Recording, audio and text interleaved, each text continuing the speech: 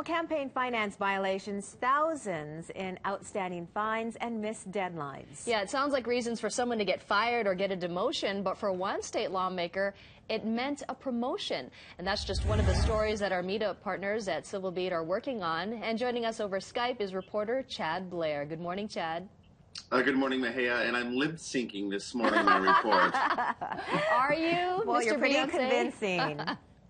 Hey, so let's talk about Representative Karen Awana. What's going on with her? Well, she owes, in fact, $6,800 to the Campaign Spending Commission. As you mentioned, she has missed her filing deadlines. She's actually filed false information as well, and she has missed deadlines to pay those penalties. The Campaign Spending Commission, who's, by the way, been dealing with this since 2008 when it comes to Rep. Awana, is actually considering taking her to court to get the money that she owes the state. Well, how is it that she gets promoted to House leadership then?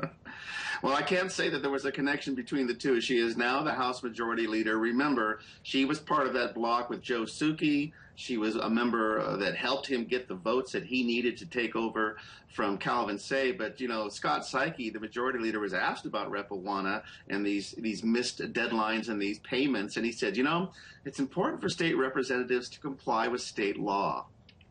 And it's interesting because we haven't heard from her directly. Let's talk about Governor Abercrombie's State of the State address. I noticed that the tone has really changed from his first address, where it was really dire and he's talking about the state of the economy. It seems like things are a lot more optimistic now. Did you get that impression?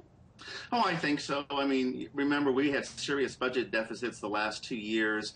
I would think Ryan did a very nice summary earlier. One thing that I should mention that was overlooked was the governor's push for expanding preschool programs, helping 4-year-olds. But even though there is a budget surplus now and a lot of people are looking to increase funding for various programs, I know that Senator Donna Kim, the state Senate president, and Joe Souki, the House Speaker, are concerned about where all the money is going to come from and how it will balance out. The big question mark is collective bargaining. There's not been money identified yet to pay for those expected pay raises later this year.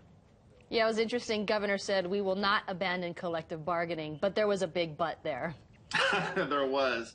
You know, one other thing I would add is something that has been overlooked a lot is most of the speech actually had to do with what the governor said, had to do with his call to elevate the political discourse. He spoke about it at length. He said, you know, politics is really about helping people. It's about relieving suffering. And just because people have differences of opinions doesn't mean that they should demonize each other.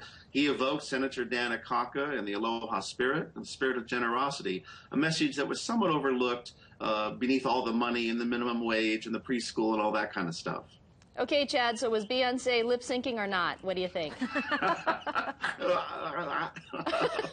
Come on, we want to know your answer. No, I am live. I am live from my home in Manoa. Okay. Avoiding the question. I know, being a true journalist, Chad. All right, Chad. Thanks a lot. It's always good to talk to Anytime. you. And you can find the complete stories that we've just discussed on civilbeat.com. It's now 6:41. We'll be right back.